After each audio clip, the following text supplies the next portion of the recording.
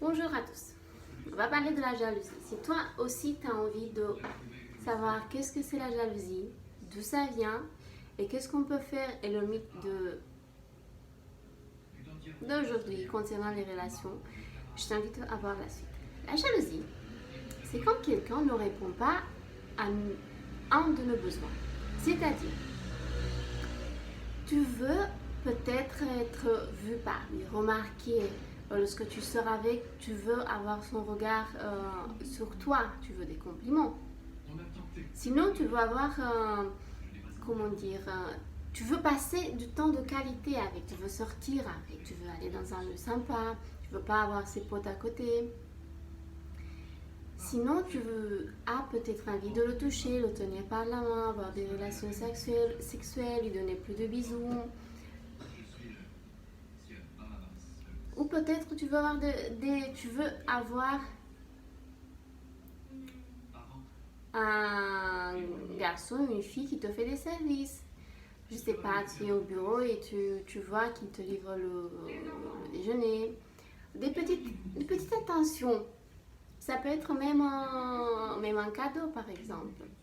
Euh, En principe, quand je parle de service, je parle vraiment, tu es malade et il t'apporte une limonade. Vous voyez, de ce que je veux parler. Et dans cette société, il y a des personnes qui ont la même personnalité et qui se mettent ensemble. Et ça, c'est plutôt facile parce qu'ils parlent le même langage de l'amour, ils arrivent à répondre aux besoins des autres, de l'autre, etc. Sauf qu'on a aussi des personnes qui tombent amoureuses, voilà. Et ils n'ont pas la même personnalité ensemble. Du coup, un va attendre que tu lui fasses des compliments et l'autre va attendre que tu partages de ton temps avec lui. Plus de temps avec lui. Et il y a un déséquilibre. C'est pas 50-50. C'est vrai que des fois, dans une relation, c'est pas toujours 50-50. Et à un moment donné, si quelqu'un a fait une bêtise, il ne peut pas s'attendre à avoir 50-50 immédiatement. Il doit s'attendre à quelque chose de je vais donner 90 là et je vais recevoir 10. Mais je sais qu'une fois qu'elle va digérer la chose, que je vais lui montrer que je suis bien, je vais finir par avoir 50-50. 50-50.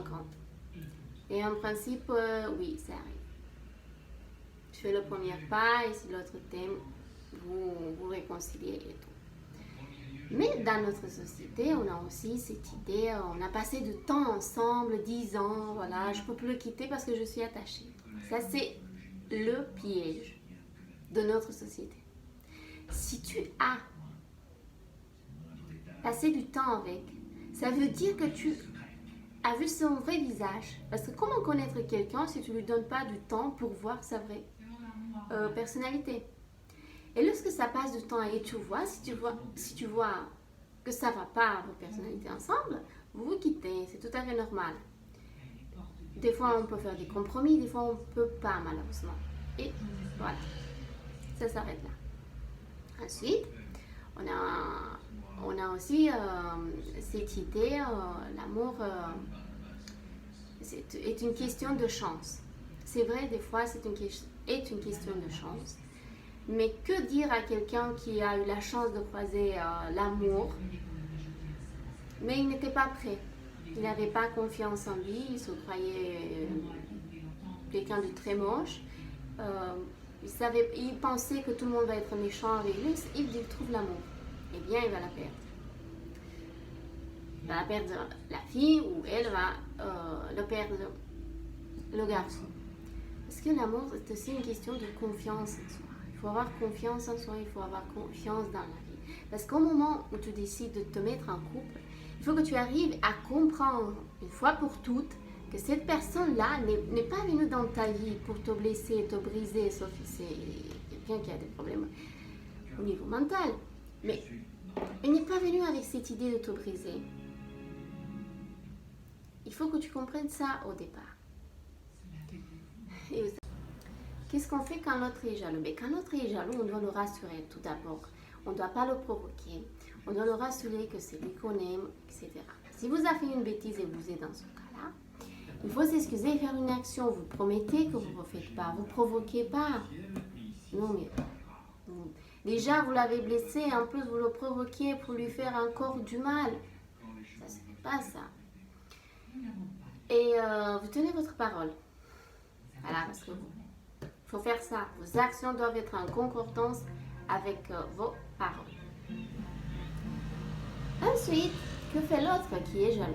L'autre qui est jaloux, il doit parler, il doit vous dire, écoute, là, je me suis sentie comme ça. Mais sauf que l'être humain, c'est pas une question d'orgueil, mais c'est une question plutôt, je dirais, de vulnérabilité. On a du mal à mettre notre cœur là et puis voilà, on a mal, on a peur que l'autre nous fasse du mal. Et comme je l'ai dit au début, et j'avais dit l'autre vidéo, mais comme j'ai dit au début de la vidéo, il faut faire confiance à la vie, il faut avoir confiance parce que toutes les relations se basent sur la confiance. On ne peut pas faire autrement, le monde marche comme ça. Il faut avoir confiance en soi également. Et ensuite, une fois que cela est fait, une fois qu'on lui dit, l'autre doit vous rassurer, doit vous promettre ou doit vous comprendre. C'est ça l'enjeu, il doit vous comprendre. Parce que voyez-vous, la jalousie est vraiment une question de ne pas répondre aux besoins de l'autre. C'est tout simplement ça. Il faut arrêter de diaboliser les relations, la jalousie, oh c'est mal, c'est très très mal, j'aime pas les jaloux. On est tous un peu jaloux. C'est normal, on est tous un peu jaloux. Voilà, ça fait je pense 6 minutes, 7 minutes que je parle de la jalousie. Merci beaucoup, c'est ma première vidéo.